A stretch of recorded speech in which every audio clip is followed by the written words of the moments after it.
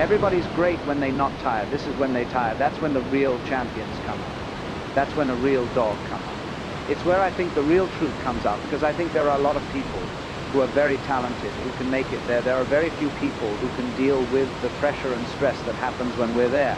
I feel I'm the best ever. It's not bragging to Bing. The proof is in the pudding. In my mind, I'm always the best. I am the greatest fiddle of all time. And when I hit you with a hard right hand, you will fall. You got to win tomorrow. You got to win right now. If you're passionate about what you're doing, keep going, keep believing, reach for the stars. Everything is always impossible until someone does it. Maybe it has never been done before. That's perfectly fine with me, but I'm going to do it. Never say never, because limits like fears are often just an illusion.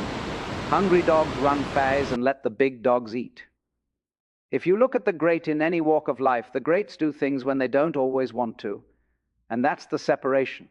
It means you have to be more disciplined and not disciplined. I wanted to be the best I could be, period. I was waiting for you to smile at some of the compliments. You didn't.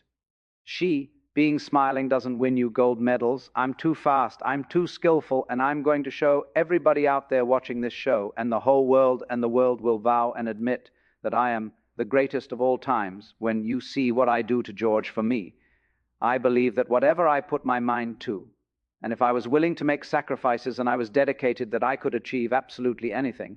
I'm the best ever. I'm the most brutal and vicious and most ruthless champion has ever been. There's no one could stop me. I'd like to take this chance to apologize to absolutely nobody.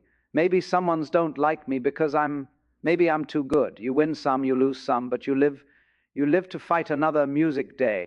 And I've always believed, like, I'm the Michael Jordan of this industry when I'm on the air. I'm the one that will make you want to hear from me. I don't care who I'm on to I don't care who it is. It does not matter to me. By the time I finish speaking, I am the one that you're going to want to listen to. That's my attitude. If this requires 100%, you give me 99, I might want to fire. Because I'm about getting the job done. It's about the results. And I think that, unfortunately, when we look at our generation today, not enough people preach about that, because I think that we live in a society where people have become masters at pointing the finger at other people as to reasons why things don't get done. I think there's too much explanation that goes on, but the bottom line is, you ain't getting it done. And if you are not getting it done, I need somebody that can get it done. I am of the belief that if you truly, truly adopt that belief in your soul, then you walk to work every day, not looking for EXC. Uses you're looking for a way for the job to get done. And in most instances, you are going to be successful than not. You want to go with status quo. You're perfectly, fine with flowing along. Get along, safe, secure, whatever. But when you're trying to win, you're constantly looking to get better. My philosophy is very, very simple when it comes to my family. Particularly, me being a dad, if they're hungry, it's because I'm starving. I don't eat until they eat. I'm not comfortable until they're comfortable. I don't have unless they have that. That's the mentality.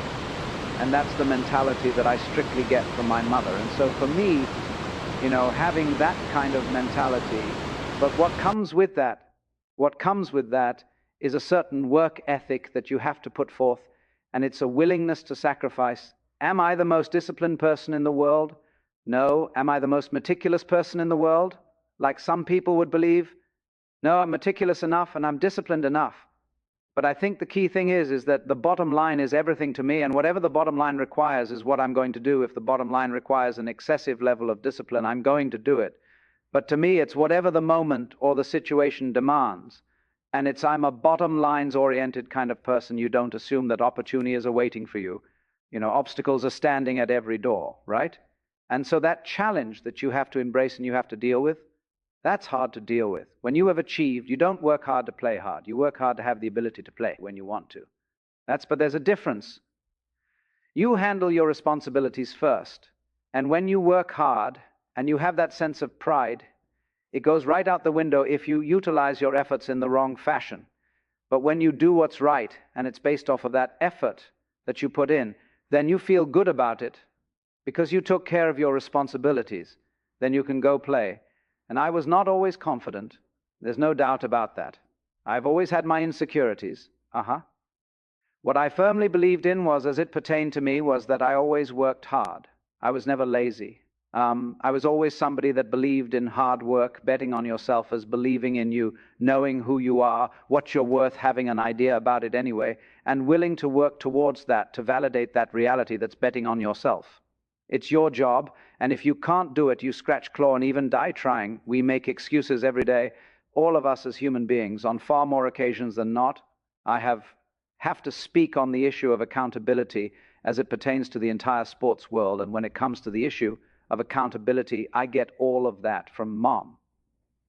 It happened with ESPN when my contract wasn't renewed back in 2008. I was sitting up there. I felt betrayed. I felt ticked off. My mother let me lick my wounds for a couple of days, and then she said, "W, hack. Could you have done better? You sure you didn't do anything?" And I thought about all I like. What is she talking about? This is just not true. This is not right. I work hard. I do this. I do that. And then I started thinking about it. Yeah, I was a pain in the ass. I did kind of complain a little bit too much. But the biggest thing that I remember doing is that I always came to the bosses with problems. I never came to them with solutions. It was always about the problem, never the solution. And I learned when I sat back and reflected on the mistakes that I had made in my career. At the time, I learned that no boss wants to talk to anybody that doesn't have solutions. Instead of working around the clock trying to figure out what somebody else wants from you, good or bad, there are moments that crystallizes it for you in your mind. Pay attention to it, and you'll see what they are. Yeah. And you'll know what to do accordingly. That is what I believe makes me the best. It's my commitment to excellence for the collective music whole.